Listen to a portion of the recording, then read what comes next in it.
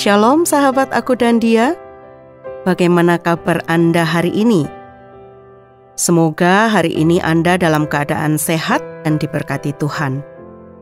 Saya Anis Priambodo, kembali akan menemani Anda dalam beberapa menit ke depan untuk memahami Roma 8 ayat 28. Kiranya hikmat Tuhan menuntun kita. Selamat mendengarkan.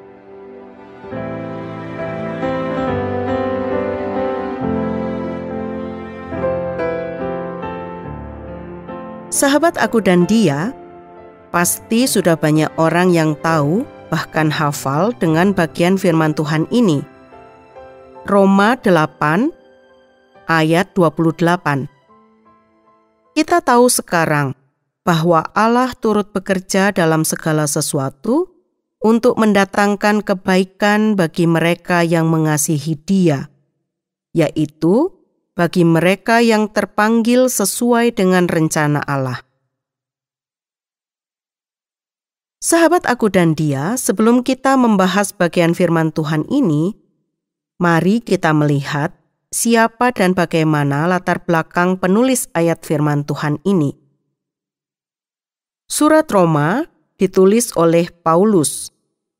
Paulus adalah seorang Yahudi. Dalam surat kepada jemaat di Filipi, Paulus menulis, ia adalah bangsa Israel dari suku Benyamin, orang Ibrani asli.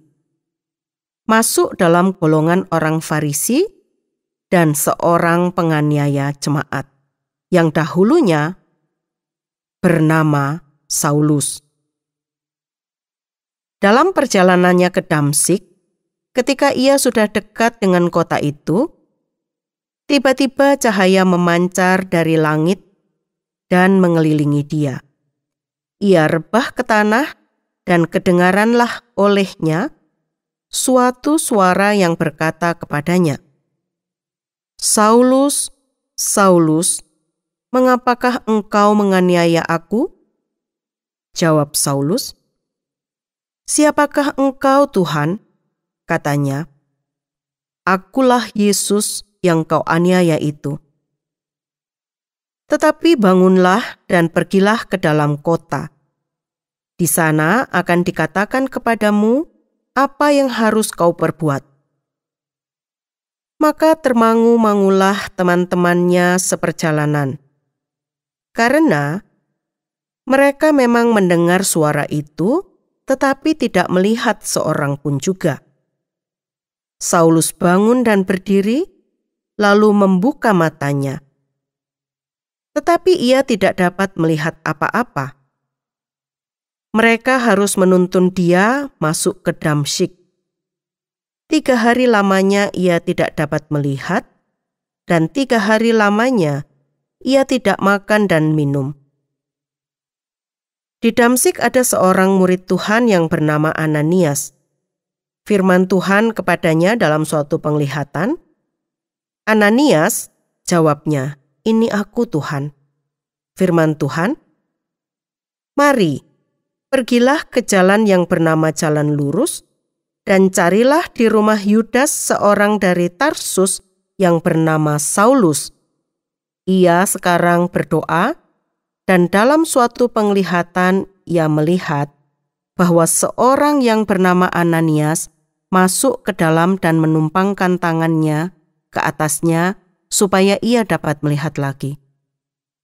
Jawab Ananias, "Tuhan, dari banyak orang telah kudengar tentang orang itu, betapa banyaknya kejahatan yang dilakukannya terhadap orang-orang kudus-Mu di Yerusalem.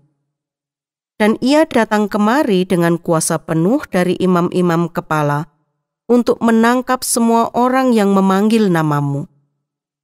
Tetapi firman Tuhan kepadanya, "Pergilah, sebab orang ini adalah alat pilihan bagiku untuk memberitakan namaku kepada bangsa-bangsa lain serta raja-raja dan orang-orang Israel. Aku sendiri akan menunjukkan kepadanya betapa banyak penderitaan yang harus ia tanggung oleh karena namaku." Lalu pergilah Ananias ke situ dan masuk ke rumah itu. Ia menumpangkan tangannya ke atas Saulus, katanya, "Saulus, saudaraku, Tuhan Yesus yang telah menampakkan diri kepadamu di jalan yang engkau lalui, telah menyuruh aku kepadamu, supaya engkau dapat melihat lagi dan penuh dengan Roh Kudus." Sahabat, Saulus juga memiliki kewarganegaraan Romawi, dan namanya adalah Paulus. Untuk selanjutnya, nama inilah yang lebih populer. Seperti yang dikatakan oleh Tuhan Yesus, bahwa ia akan mengalami penderitaan yang banyak. Ia lebih sering di dalam penjara, didera di luar batas, kerap kali dalam bahaya maut. 5 kali Paulus disesah orang Yahudi. Setiap kali 40 kurang 1 pukulan. 3 kali Paulus didera. 1 kali dilempari dengan batu. 3 kali mengalami karam kapal. Sehari semalam Paulus terkatung-katung di tengah laut. Dan dalam perjalanannya, Paulus sering diancam bahaya banjir dan bahaya penyamun. Bahaya dari pihak orang-orang Yahudi dan dari pihak orang-orang yang bukan Yahudi. Bahaya di kota, bahaya di padang gurun, bahaya di tengah laut, dan bahaya dari pihak saudara-saudara palsu. Paulus banyak berjerih lelah dan bekerja berat. Kerap kali tidak tidur, lapar dan dahaga, kerap kali berpuasa, kedinginan dan tanpa pakaian. Paulus memiliki banyak pengetahuan dan pengenalan akan Kristus yang cukup dalam. Paulus adalah penulis dari 13 kitab dalam Perjanjian Baru yang terdiri dari 27 kitab. Sahabat aku dan dia, perjumpaan Paulus dengan Tuhan Yesus membuat perubahan yang besar dalam diri Paulus. Dituliskan dalam 2 Korintus 5 ayat 17. Jadi siapa yang ada di dalam Kristus, ia adalah ciptaan baru. Yang lama sudah berlalu, sesungguhnya yang baru sudah datang. Sekarang mari kita kembali memahami perkataan dalam Roma 8 ayat 28 tadi. Ayat firman Tuhan ini dalam satu perikop yang diberi judul oleh LAI, Pengharapan Anak-anak Allah, pasal 8 ayat 18 sampai 30. Jika kita membaca kalimat awal pada Roma 8 ayat 28, dikatakan, kita tahu sekarang. Paulus menegaskan setelah menjelaskan pada ayat-ayat sebelumnya tentang penderitaan zaman sekarang ini, tidak dapat dibandingkan dengan kemuliaan yang akan dinyatakan kepada kita. Bahkan dalam 2 Korintus pasal yang keempat, ayat 17-18, Paulus menuliskan, sebab penderitaan ringan yang sekarang ini mengerjakan bagi kami kemuliaan kekal yang melebihi segala-galanya, jauh lebih besar daripada penderitaan kami. Sebab kami tidak memperhatikan apa yang kelihatan, melainkan yang tidak kelihatan. Karena yang kelihatan adalah sementara, sementara yang tidak kelihatan adalah kekal. Paulus memahami bahwa penderitaan yang dialami saat ini itu tidak ada apa-apanya jika dibandingkan kemuliaan yang akan kita terima nanti. Sebagai manusia, kita dapat melihat banyaknya penderitaan yang sudah dialami Paulus. Namun, Paulus memahami bahwa terhadap semua yang terjadi itu, peristiwa yang kita alami, hal-hal yang menyedihkan, menyakitkan, yang membuat kita mengeluh dan menjadi lemah karena merasa sangat menderita, Paulus katakan bahwa Allah turut bekerja dalam segala sesuatu untuk mendatangkan kebaikan. Sahabat, pastilah kita akan sulit untuk mengerti bahkan memahami akan hal ini. Sebab mata kita selalu melihat apa yang kelihatan, apa yang ada di depan mata kita. Kita terbatas untuk melihat tangan Allah yang bekerja ketika terjadi peristiwa seorang yang dibunuh oleh penjahat. Sulit sekali untuk memahami bahwa Allah turut bekerja ketika melihat banyak orang yang mengalami sakit penyakit.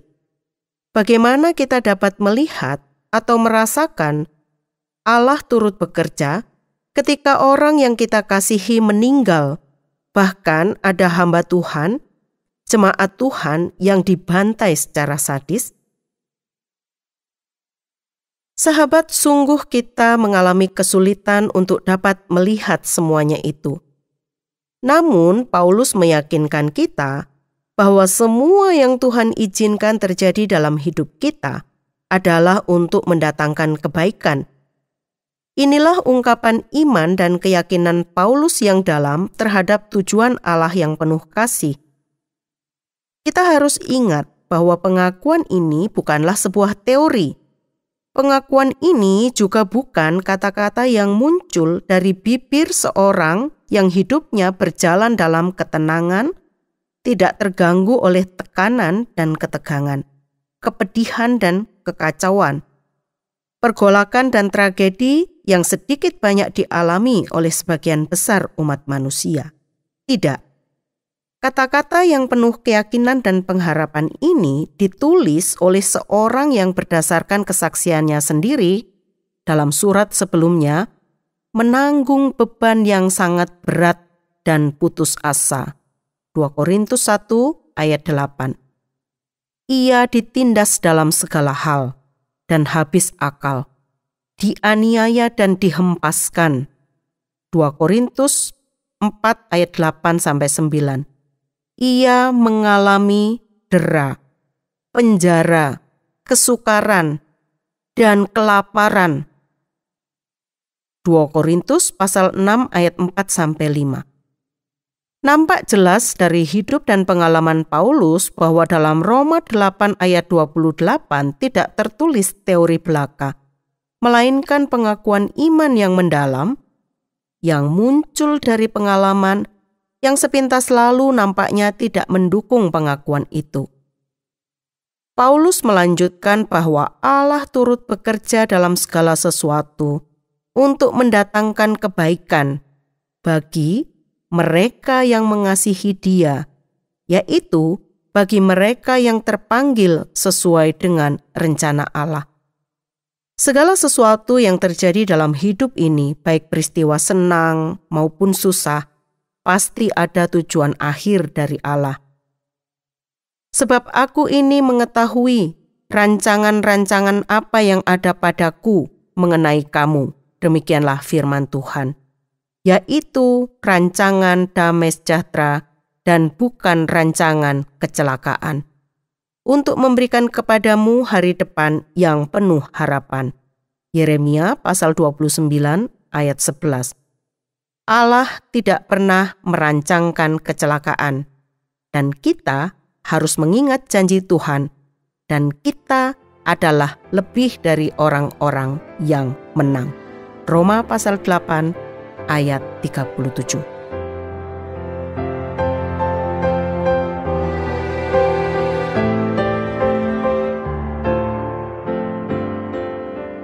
Sahabat Aku dan Dia, usai sudah perjumpaan kita kali ini.